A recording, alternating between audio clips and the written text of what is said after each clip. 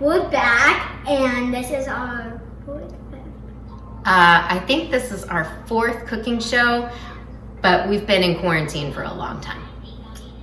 At least 5 weeks. At least, yes. I think it's about 5 weeks. We skipped a week because we were trying to get our schooling under control. But we're back, and we're excited to share with you today our Family Friday Night Pizza! So tonight is Friday, and we are going to make our Family Friday Night Pizza, and this is something that's really special to us. And we get to sit in the living room and watch a movie during That's right, but also our Auntie Abby and Uncle Anthony and all of their kids, Sasha, Sophie, Ben, Finley, Phoebe. They have 5 kids. Sasha, Sophie, Ben, Finley, Phoebe. We did it, all 5 of them.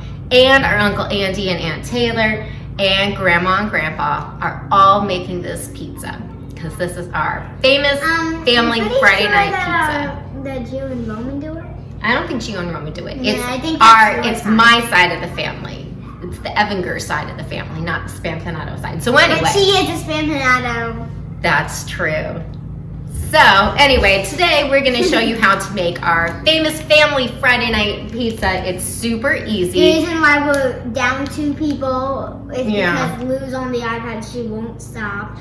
And unless I say, do you want to knock me over? And I don't and I don't want to knock me over in the video. And it's 11. We're quarantined. It's 11:44 and so anyway, and she's not coming. So this is super simple. My mom, my sister, and I will all tell you that it really doesn't matter how many times you make this.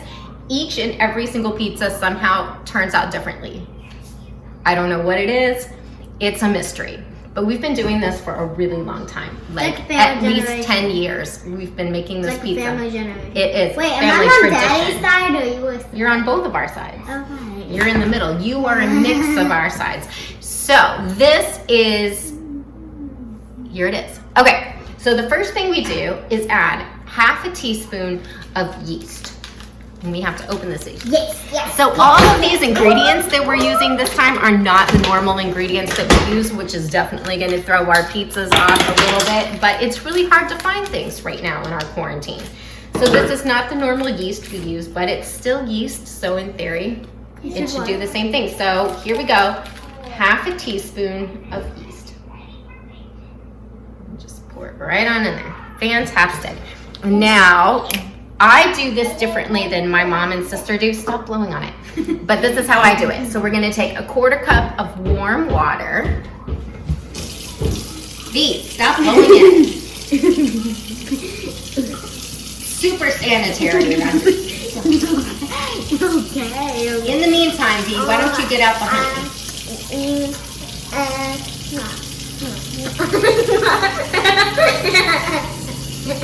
This hot water is probably something I should have done before. Now my face is hot red. Yeah. Because I've been loud.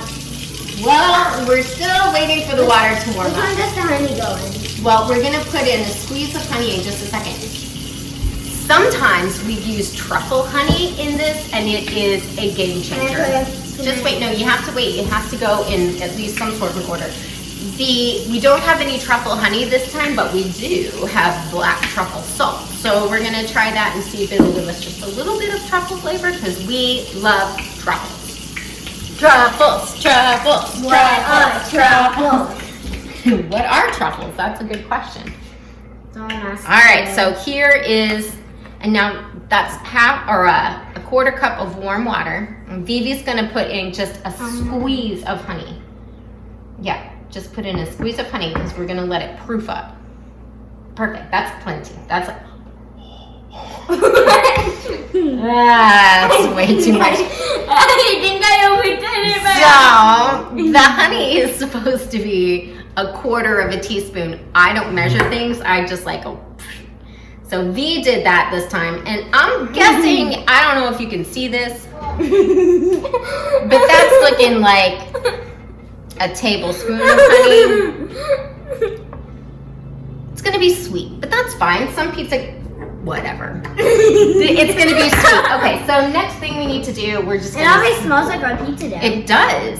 Yeast and honey. All right, let's put in some salt. We're gonna put in half a tablespoon of salt. That's a lot of salt. It's not really that much. Dump it in. Fantastic. So now the way that I like to do it is to add the oil in here at the same time. Again, I think I'll that fill up the flour. my mom and sister would probably do this a different way, but this is how I do it. So we're gonna put in a 1/4 cup And I'll fill up of the flour. oil. We're still using avocado oil. Let me guess, we're doing flour. Yes, 2 cups of flour. It's a lot of flour. It is a lot of flour. That's how we 2 do it. cups of flour. That's how we do it in the Spampanada family. Really smooth down. Yeah, smooth it out because you want to fill up that whole cup. There you go. That looks about right. Okay, dump it in. 1. Put another one in. Except for the honey. Well, Because it comes out. it did come out fast. A little bit more. Yeah. Still a little bit more here. Yeah, I'm not gonna. We need a big. There you go. Awesome. Oh, that came out like a clear ball. Hey, I wanted to show them the clear ball. Oh, sorry. All right, start stirring. And then in the meantime, we're gonna put in That was not nice. another 2/4 cups of water. So we did math time. We did 1/4 left. We did 1/4 cup of water, 1/4 cup of oil, and now 2 more 1/4 cups of water. So how many 4/4 cups. equal 4/4 cups. 1 cup?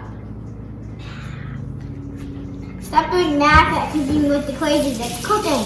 It is, but cooking and math are the same thing. Okay, now we need just 1 more. Let me guess if that's boiling or not. Nope, it's just 1. If you make it boiling, then it kills your yeast. Oh. All right, you're doing a good job. Get in there. Really. Oh, come on. All right, here. Can we use a whisk? No, you can't use a whisk. It would stick to the whisk Okay. stuff. But we're about to use our hands. Are your hands clean? Yeah. I mean, all of our hands should be clean at this point because all we do is wash our hands, right? Mom, you said this would be 2 minutes. It's at least 8 minutes. That's because we talk a lot. All right, so we're gonna Okay. knead it. Just a second. We're gonna. Does everybody here know how to knead? So It's basically when you just like mush it around. It's That's right. It's like playing with it. For kids, it's like playing with Play-Doh. that's right. Yeah. And you want to get it all smushed in. So, oh, by the way, this is not gluten-free because Lou has to have gluten-free and dairy-free pizzas. We were trying to make this gluten-free for her. Just a second. Can I put But in the flour? you can do it, yeah. But it turned out that was really kind of hard and the gluten-free was not working out the way it thought. We wanted it to, and it's easier just to buy Lou cauliflower crusts. And that way, this child who does not like vegetables in the first place is getting some hidden vegetables. So we consider, yeah, she might hear us. So don't tell Lou that she's eating vegetables when she eats pizza. All right, It's now basically these. just like kneading it, like in and out, like mushing. But Mhm. don't like stretch it out. Don't like that. stretch it out. It's like playing with Play-Doh, but it's not that play. That's right. It's like smush it and then like fold it and then smush it and fold it That's that right. way. It's like that. I learned from the best grandma. Aw, What shout out to Grandma. She's good. She is good. Grandma's pizzas are the best. Just That's leave a it. bit of liquid, Just leave it. Okay. All right, so we're gonna keep kneading this, and then once it's ready, we're gonna put it back in the bowl, and then we're gonna put it, so again, how we do things differently.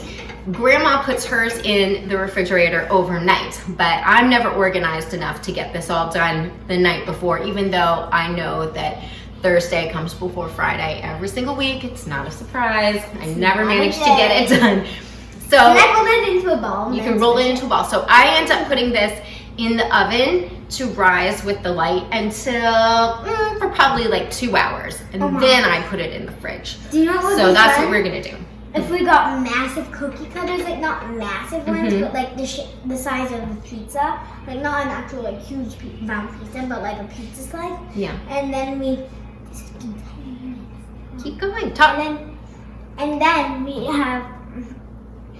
we cut the pizza into like little star shapes or whatever shape we had. Yeah. And then it would make like star-shaped pizza. That would be heart-shaped cute. pizzas. We'll try that Heart-shaped sometime. pizzas for Valentine's Day. I tried to make heart-shaped pizzas. They didn't work out. All right. So our dough looks fantastic. It feels good. So we'll see you guys back for the second half of this in just a little bit.